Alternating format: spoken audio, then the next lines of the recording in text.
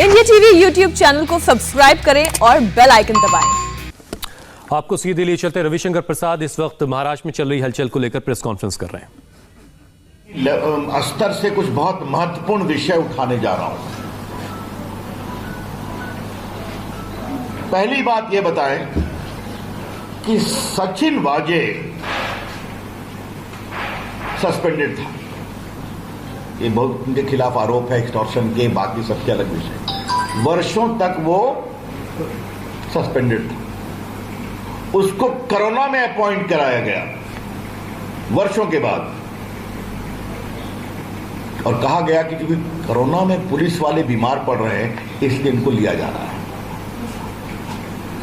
BJP की ओर से पहला सवाल यह है कि उनकी नियुक्ति किसके दबाव में की गई?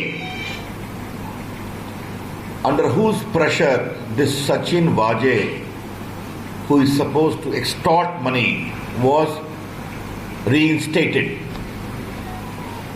या शिवसेना का दबाव था, मुख्यमंत्री का दबाव था, या शरद पवार का भी दबाव था? यह हम पहली बात जानना चाहते हैं। बीजेपी का यह सवाल इसलिए भी जरूरी है कि सदन के अंदर और सदन के बाहर सचिन वाजे के रोल को डिफेंड किया गया। आपने सुना होगा, both the chief minister, their party organ Saamana and other NCP leaders have defended the appointment of Sachin Vaze. तो जिस व्यक्ति को वहां का होम मिनिस्टर कह रहा है कि तुम्हें 100 करोड़ की वसूली करानी है, जिसका रिकॉर्ड बहुत ही गड़बड़ है, जो वर्षों तक सस्पेंडेड में रहा, 2008 से शिवसेना का मेंबर है, उसको क्यों रिइंस्टेट किया गया? ये तो बहुत बड़ा दबाव होगा ना। ये मुझे पहला सवाल करना है। दूसरा सवाल करना है, थोड़े आज मैं चुभते हुए सवाल उठा रहा हूं।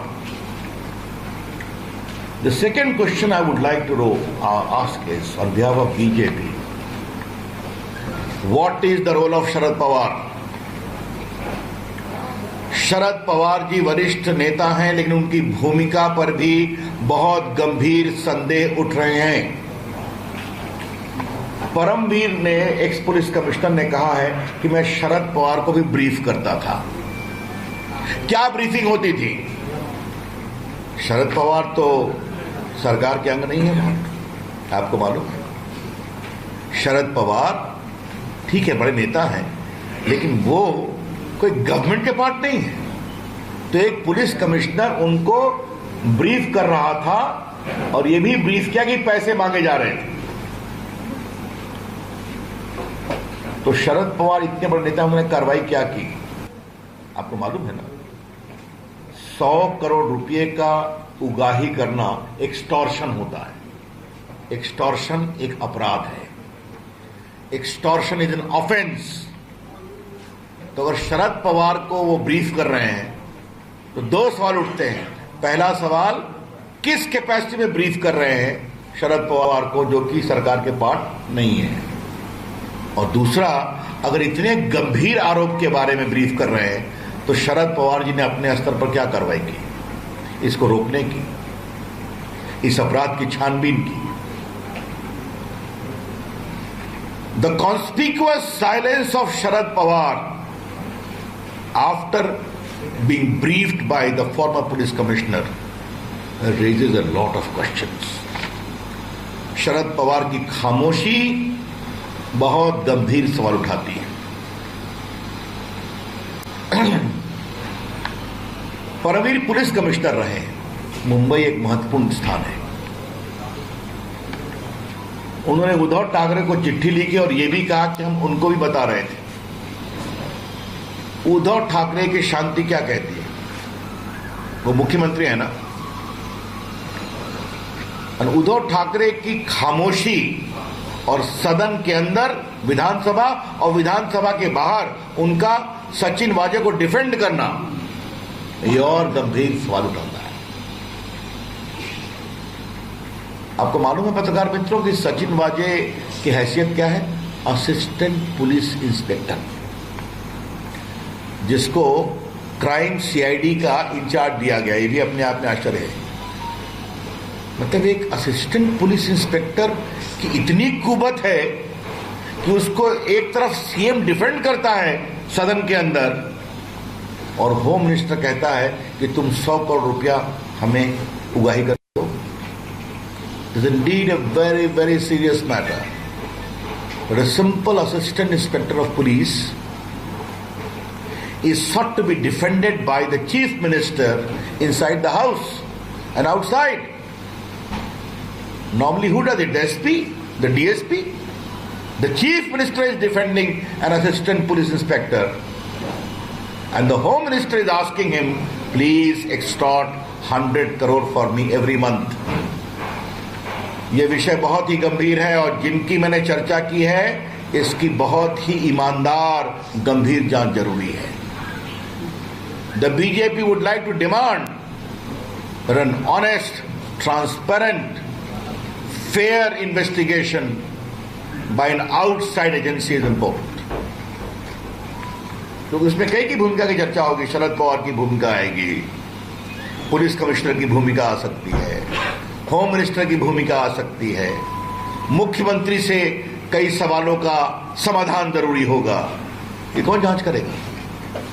तो ये बात मुझे कहनी है। चौथा सवाल मुझे उठाना है और ये बहुत इंपॉर्टेंट सवाल है। सचिन वाजे को 100 करोड़ रुपया की उगाही करने की जवाबदारी देते हैं गृह मंत्री। उससे और कितने गंदे काम कराए गए हैं? The BJP would like to know that what more dirty work have been sought to be done through the ugly face of Sachin Wajay, ये भी हम जानना चाहेंगे।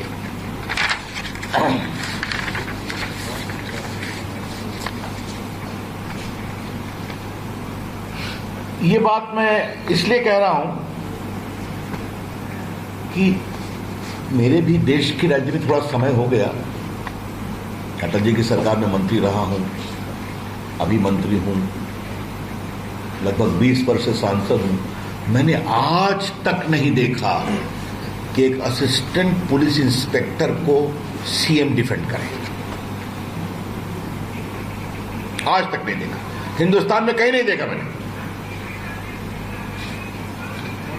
तो फिर एक सवाल उठाऊंगा, what was the compulsion to defend Sachin वाजे?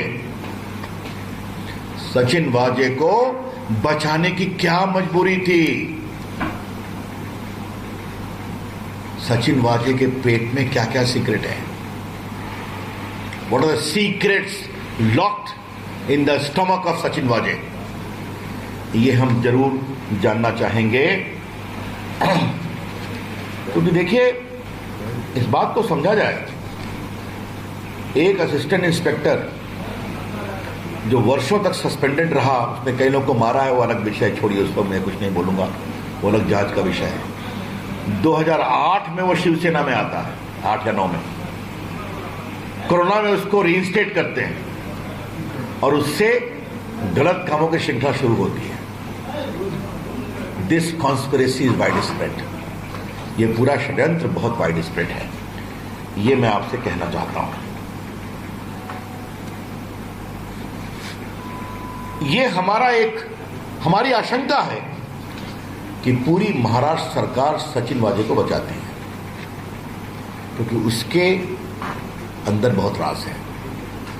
From the surrounding suspicious circumstances we can legitimately make an inference that a lot of dark secrets lie embedded with Mr. Sachin Waje, and therefore the entire administration, political level, bureaucratic level, is seeking to protect him. अब जरा मुझे ये बताइए कि ये जो गृह मंत्री पर आरोप लगा है, जो एनसीपी के है ना, तो ये वसूली अपने लिए कर रहे थे कि अपनी पार्टी एनसीपी के लिए कर रहे थे, या पूरे सरकार के लिए कर रहे थे? ये बहुत गंभीर सवाल है। 100 करोड़ रुपया हर महीने उगाही करने का आदेश देना और ये भी कहना 1700 रेस्टोरेंट है, बार है, उससे इकट्ठा करो, 40-50 करोड़ तो आ ही जाएगा, 2-3 लाख मांगोगे सबसे। तो देशमुख जी स्वयं अपने लिए कर रहे थे कि पार्टी के लिए कर रहे थे? इस पर शरद पवार को जवाब देना पड़ेगा और उद्धव ठाकरे को भी बताना पड़ेगा। ये छोटा विषय नहीं है, ये भ्रष्टाचार का एक बहुत ही गंभीर मामला है और मैं मीडिया के लोगों से विनम्रता से आग्रह करूंगा इस विषय की गंभीरता को समझा जाए।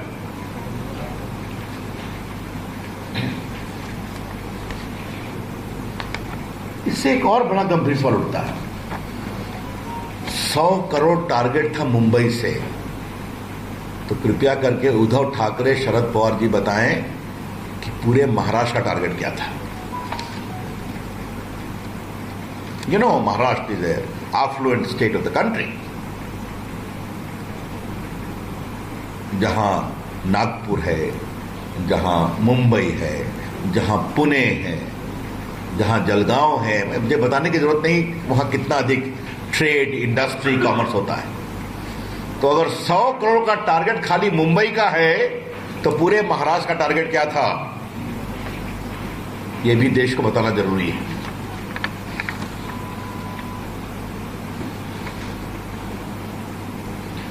और अगर एक मंत्री का टारगेट यह था तो बाकी मंत्रियों का टारगेट क्या था? If this is the target by the Home Minister, then what was the target by the other ministers? ये लूट की पराकाष्ठा है। एक शब्द, ये करप्शन नहीं है, इसे कहते हैं ऑपरेशन लूट।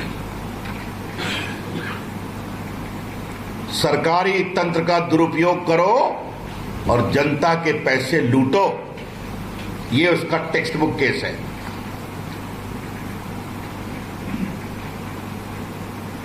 आज एक सवाल मुझे उद्धव ठाकरे से भी पूछना है।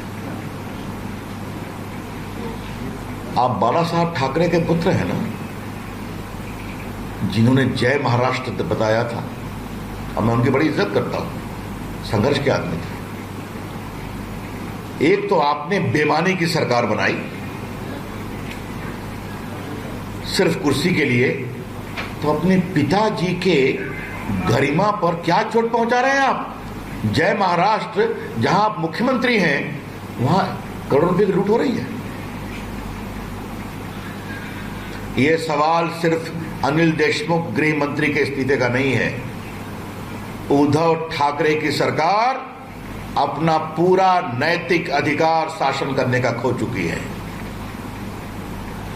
The BJP would like to emphasize that this is not a case of simple Anil Deshmukh, the Home Minister, but all the questions which I have raised based upon evidence alleged by the police commissioner. It is a textbook case where Mr. Uddhav Thackeray's government has lost the moral authority to govern and remain in office even for a day.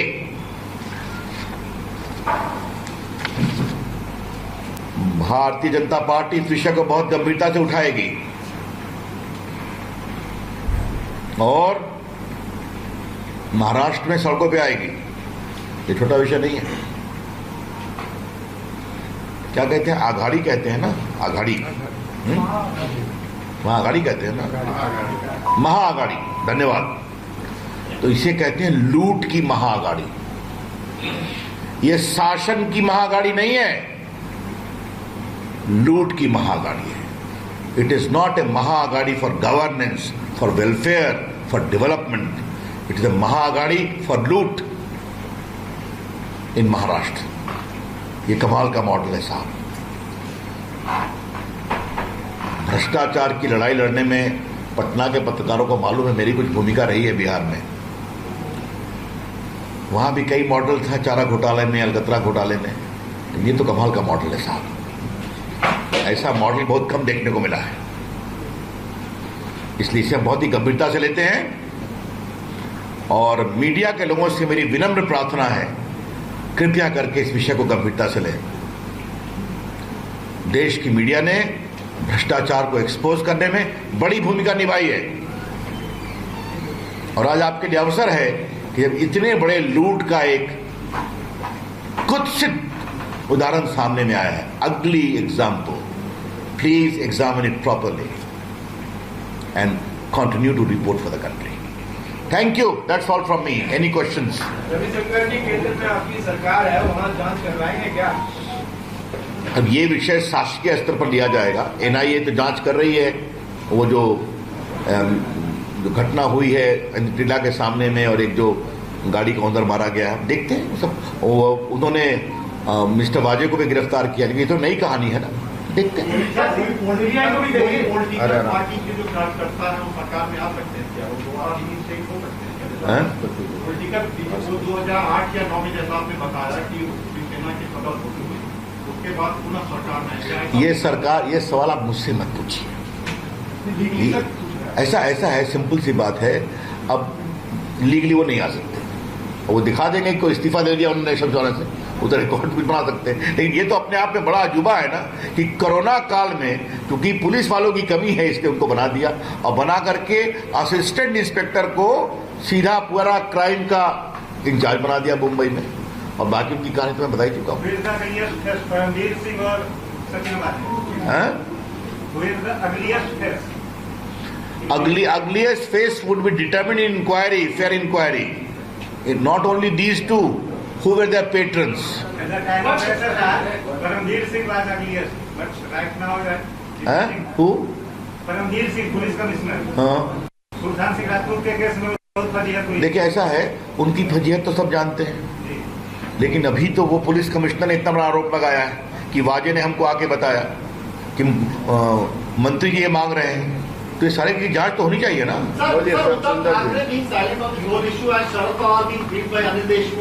Ajit Pawar and all those, does it show that Sharad Pawar was in fact running the government and this whole extortion racket which was running, Sharad Pawar had every information? I can only tell you Sharad Pawar ji has a lot to answer.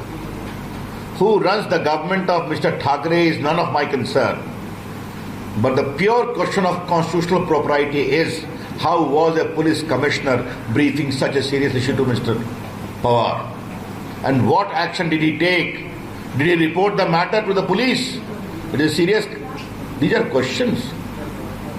But Paramveer had already sent a message to the Chief Minister. He had informed Chief Minister about everything. But despite everyone being silent on this thing, does it mean that everyone was hand in glove with this and this extortion? नमस्ते, मैं हूं Meenakshi Joshi. Video और खबरों से update रहने के लिए India TV YouTube channel subscribe करें, बेल आइकन दबाना ना भूलें। जुड़े रहें इंडिया टीवी के साथ।